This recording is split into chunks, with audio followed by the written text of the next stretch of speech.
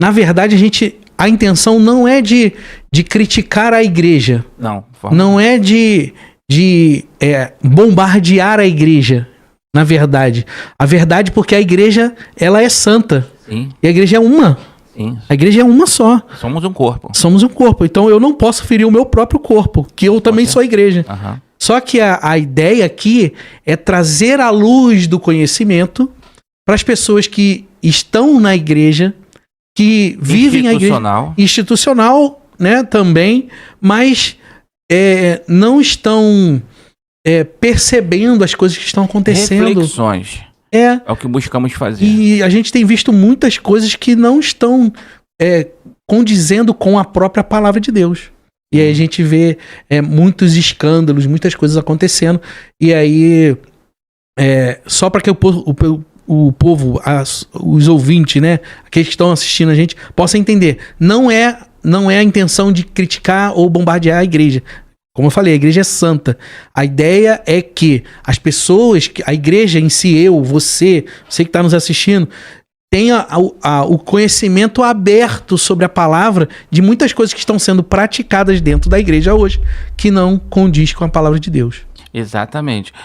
É nisso que a igreja, desde que se formou igreja, já sofre com as palavras, né? Aos Coríntios, as cartas de Paulo.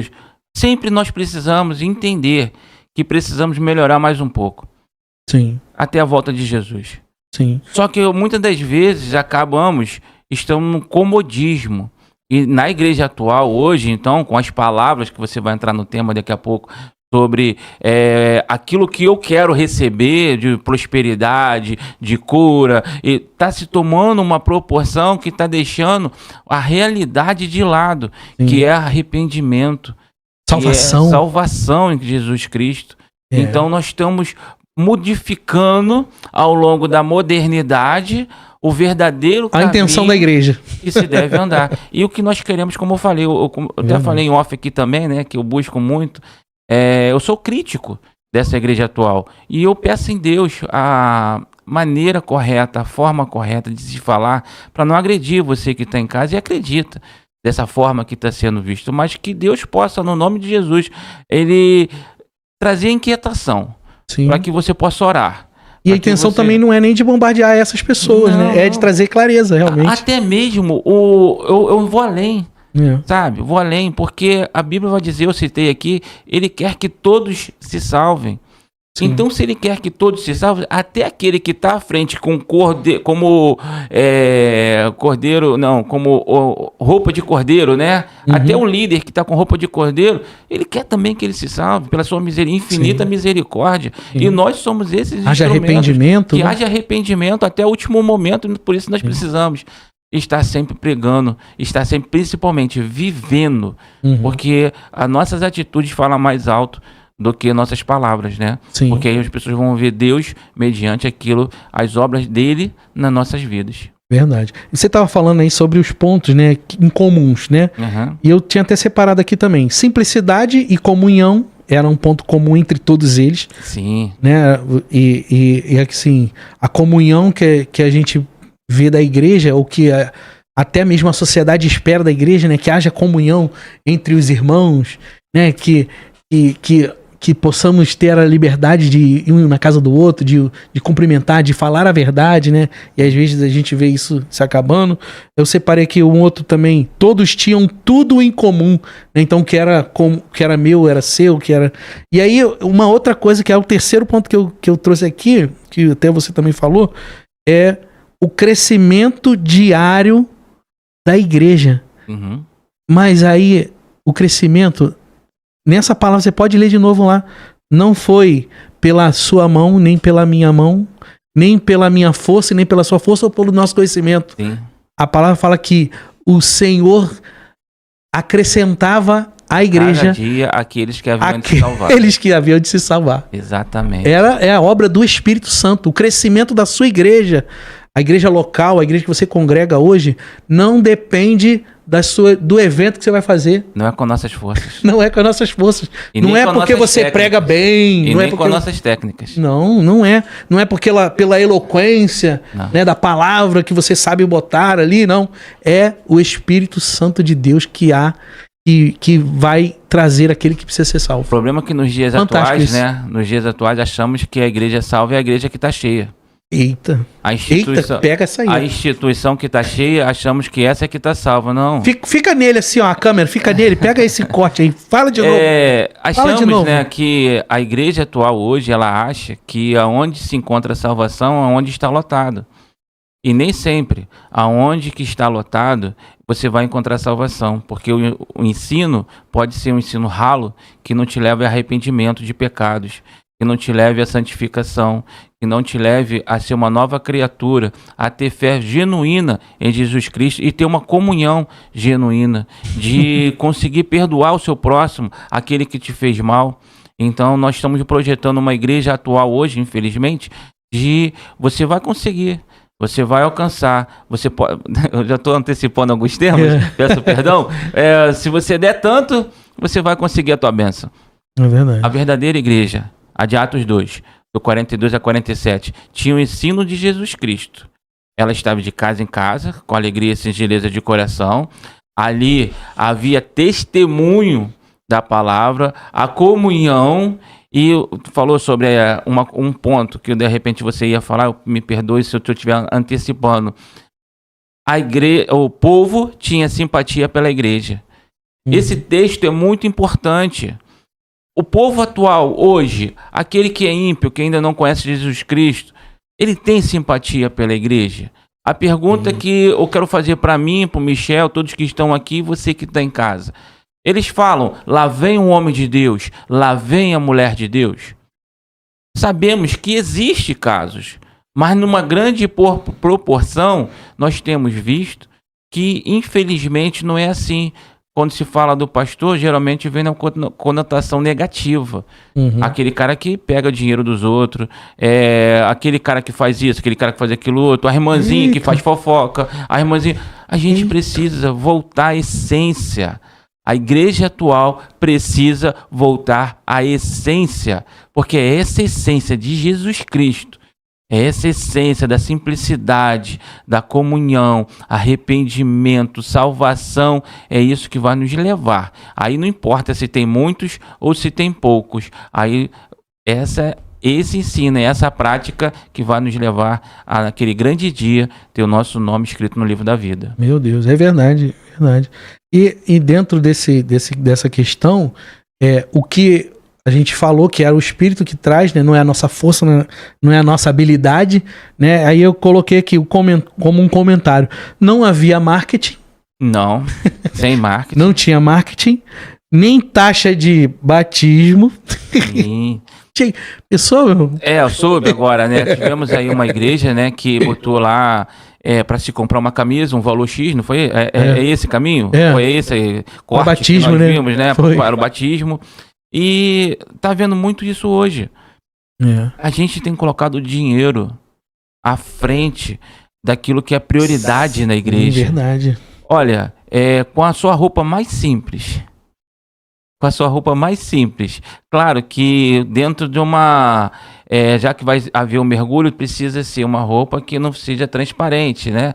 Mas que haja o batismo, mas da forma que digna, de uma forma simples, num local. Aí a gente vai entrar. O batismo eu não queria entrar muito nesse tempo, porque tem aspersão, tem submersão,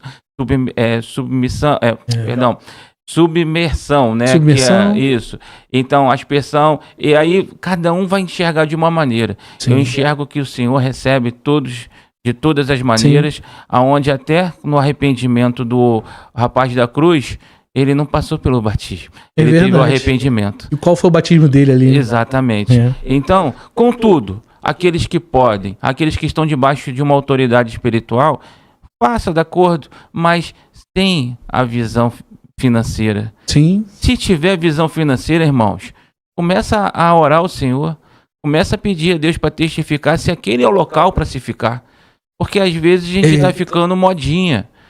É tão legal aqui, eu gosto daqui, o ambiente é legal, o ambiente é tão bom. Tô acostumado, aqui, né? Tô acostumado. Tô há 10 anos aqui. Se a gente crê no Senhor e a gente quer a salvação verdadeiramente, medita nisso.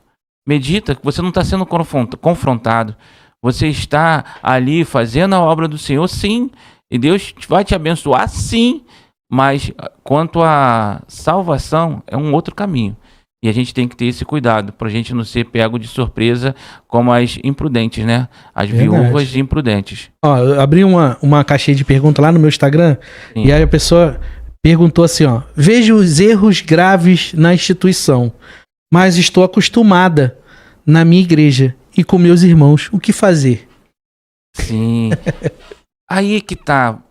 Eu também pensava assim, o que fazer? Seja um propulsor, pega isso e usa como um propulsor na sua vida para que você faça diferente pelo seu próximo e mostre mediante a sua atitude a mudança na sua vida e crie discípulos mediante os erros que acontecem. Eu vou além. Uhum. Pega a Bíblia e vai ler sobre meu irmão, se tiver preguiça de ler a Bíblia, pergunta até mesmo na internet.